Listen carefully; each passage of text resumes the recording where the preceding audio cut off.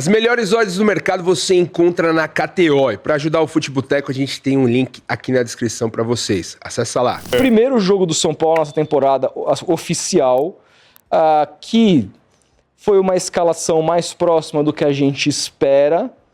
São Paulo escalou aquele quarteto ofensivo que muita gente tem dúvida se de fato pode jogar junto. Já ouvimos críticas aqui, né? Já chegamos aqui com o nosso grande amigo criticando a disposição tática desse quarteto e a questão da intensidade. Qual que é a leitura que você faz dos prognósticos do São Paulo para esse ano? E passando um pouco por esse primeiro jogo. Vai ser possível com esse quarteto? Então, eu gostaria de falar sobre isso mais para frente, porque a gente teve muito pouca amostragem, muito pouca amostra para saber se esses caras conseguem jogar juntos. Em tese, é difícil.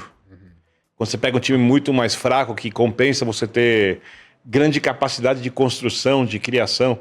Se o Oscar voltar jogando na velocidade necessária, a qualidade, obviamente, ele tem, aí dá para você usar. Tô só teorizando aqui. Porque, assim, de uma maneira simples, no meu dia eu gosto de jogar no 4-2-3-1. Então tem o Alisson e o Pablo Maia ali, os dois e os três jogadores na frente.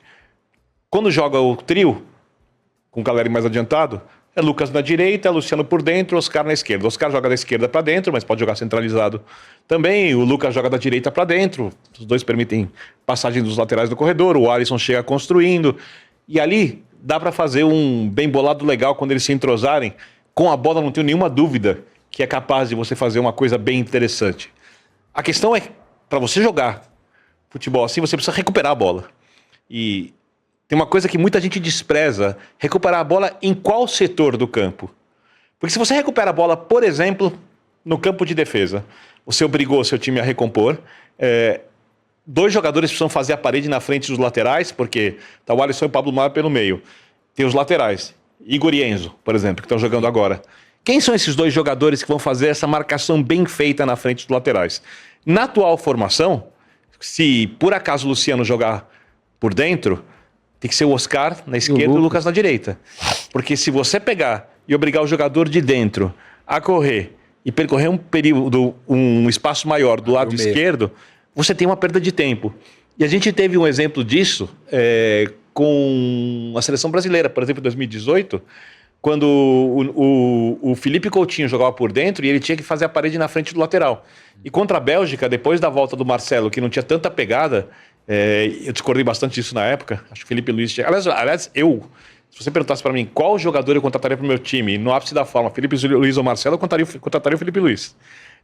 Acho o Marcelo mais técnico, trata melhor a bola, mas o Felipe Luiz mais lateral. Mais lateral, tratava a bola muito bem, mas fazia mais coisas e dava mais consistência. Mas é óbvio que isso depende do time que você joga. Quando você joga num Madrid, que tem um monte de craques, e você pode propor jogo, né? Ou se fosse num Barcelona, também dá para jogar com um lateral mais construtor, porque ele vira praticamente um atacante. Sim.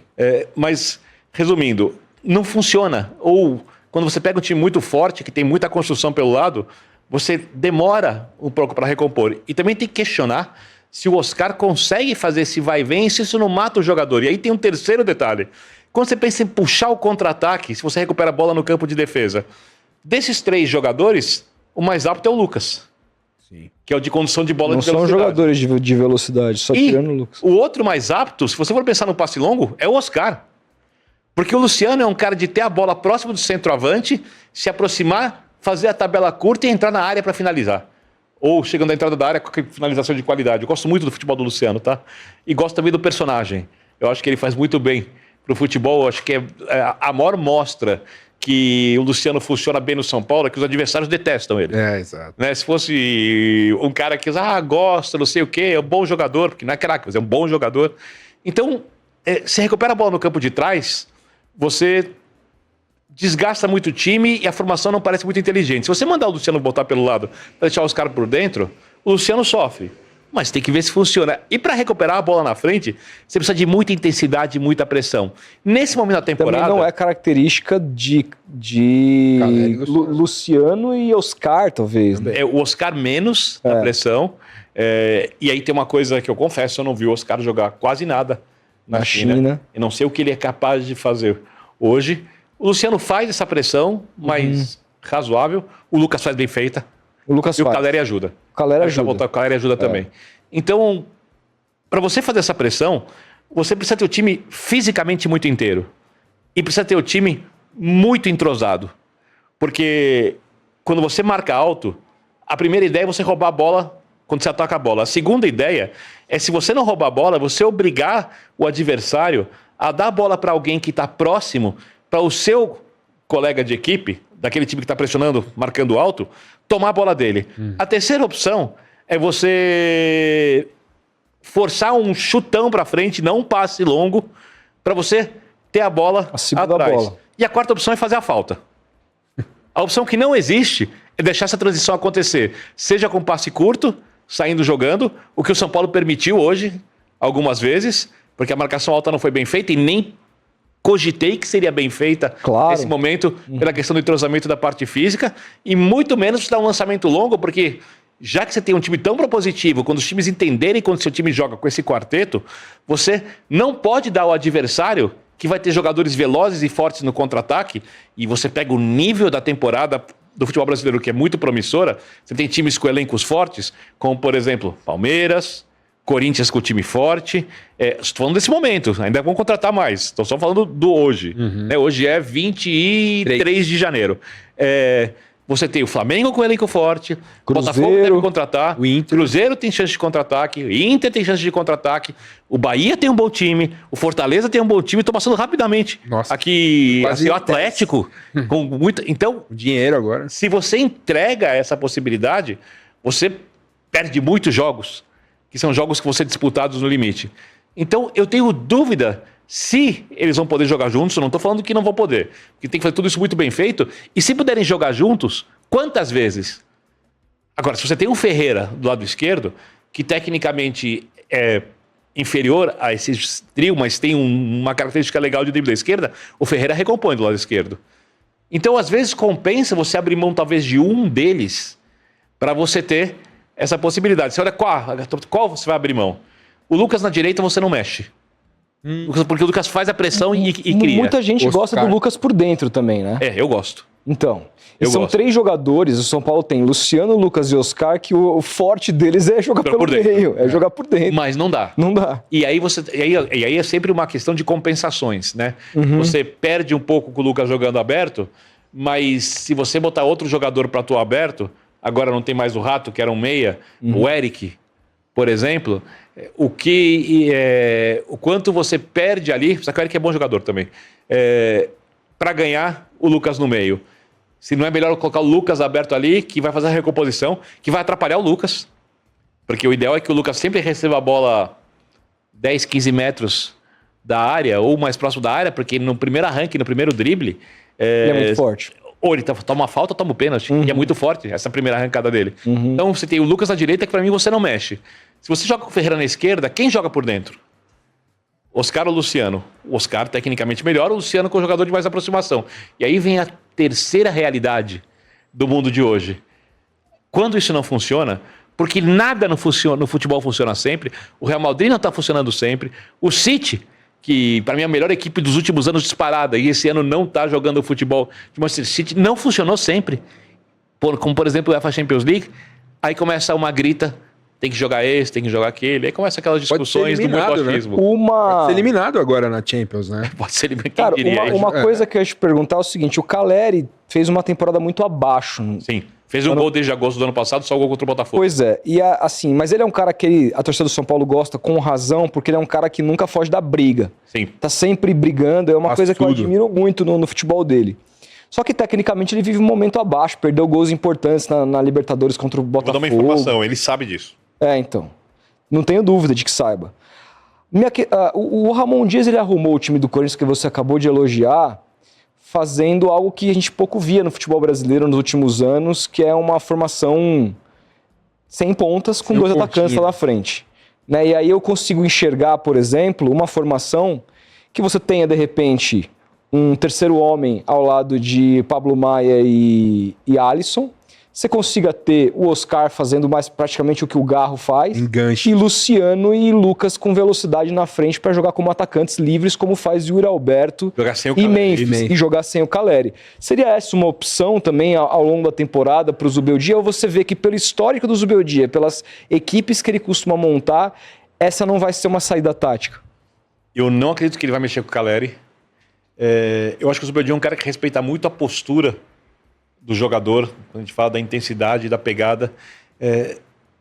O terceiro volante do São Paulo, você fica pensando quem seria o terceiro volante. Dizem que tá chegando o Thiago Mendes no meio do ano, né? Parece.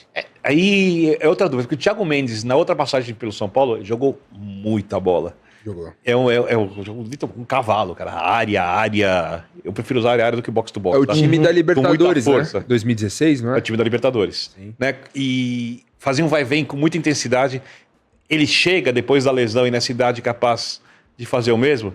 Se ele vier, é uma baita contratação. É que aí eu fico pensando na situação do São Paulo num todo. Um clube que teve um déficit enorme no último ano, que precisa diminuir suas dívidas, que não tem dinheiro para investir tanto assim e que uma hora precisa solucionar isso. Porque tem uma coisa que eu entendo uma geração de São Paulinos mais novos,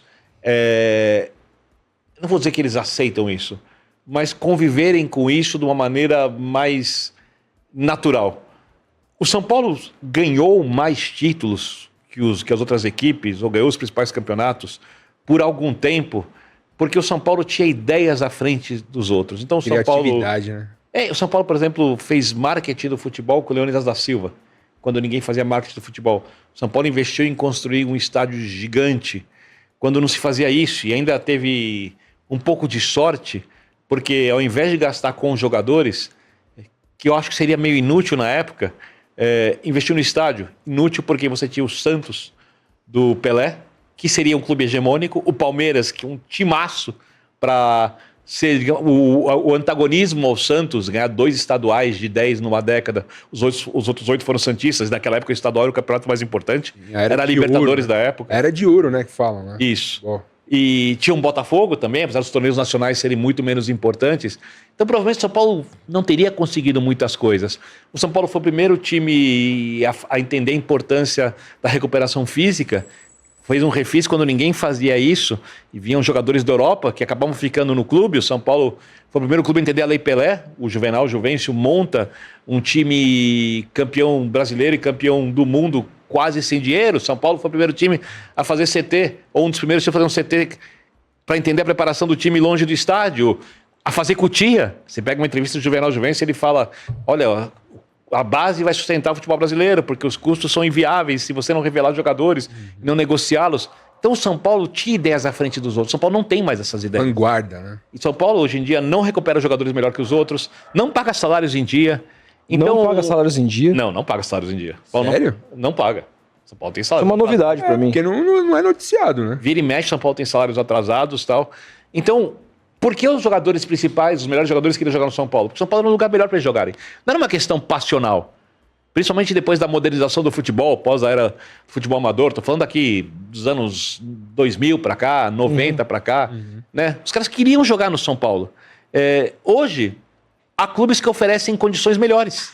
O Palmeiras hoje oferece condições melhores que as do São Paulo para jogar.